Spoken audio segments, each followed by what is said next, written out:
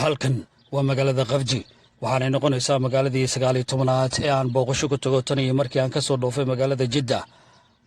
Magaaladan waxaan kula kulmay dad Soomaali ah oo isugu jira rag iyo dumar kuwaas oo intooda badan iiga sheekeeyay noloshooda. Ragga halkan jooga waxa ay sheegeen inay u shaqeeyaan shirkadaha batroolka baara, halka gabdhuhuna ay sheegeen in qaar ka shaqeystaan shaqooyin ay iyagu abuurteen, halka kuwa kalena ay sheegeen inay yihiin shaqaalaha loo yaqaan domestikada. guud ahaan magaaladan waa magaalo degan, jawigeeduna aad u qurux badan yahay. waxa ay kaabiga ku haysaa badda iyadoo kala bartaa wadamada Kuwait iyo wadanka Saudi Arabia. markaad halkan joogto waa indhahaada soo jiidanaya dhismayaal qadiimi ah oo aad u qurux badan iyo kuwo kaloo casri ah oo magaalada quruxdeeda amaba bilicdeeda qayb weyn oo libaax leh ka ciyaaraya. dadka Soomaalida ay halkan kuma badna, waxaad arki kartaa un marka alcabaar socoto mid ama laba. hase yeeshee waxaa sidoo kale aad mararka qaar arki kartaa rag darwaliina oo Soomaali ah kuwaasoo ka haynaya gawaarida waaweyn ee tareelayaasha isla markaana u diyaar ah inay u gudbaan daanta kale ee dhinaca Kuwait. halkan haatan aan joogo waa magaalada Qafji.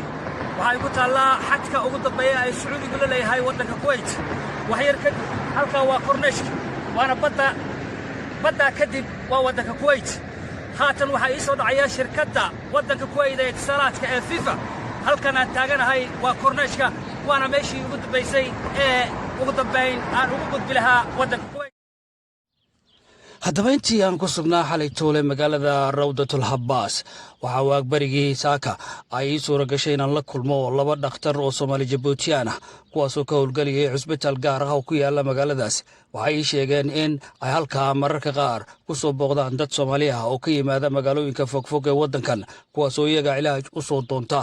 guud ahaan waxay ii sheegeen in dadka ay daweeyeen ee Soomaalida ay tir ahaan gaarayaan ilaa 6 ruux, kuwaasoo sida ay xuseen ka kala imaanayay magaalooyinka Riyaad, Xasaah iyo magaalada Damaam. haddaba intii aan ku guda jiray socdaalkaygan, dadka Soomaalida ah ee aan marba meel kula kulmayey ma ahayn guud ahaantoodba dad iyagu u diyaarsan inay ka soo muuqdaan kaamarada maqal iyo muuqaal toona. hase yeeshee caawa waxaan dib ugu noqon doonaa magaalada Xafra Baadil oo dad Soomaali ah oo halkaasi degani ay ugu macsuumeen, sidoo kalena aan ku nagaadi doono ilaa bisha soo socota. ugu dambayntii waa Liibaan Kuulow oo idin leh maca salaama.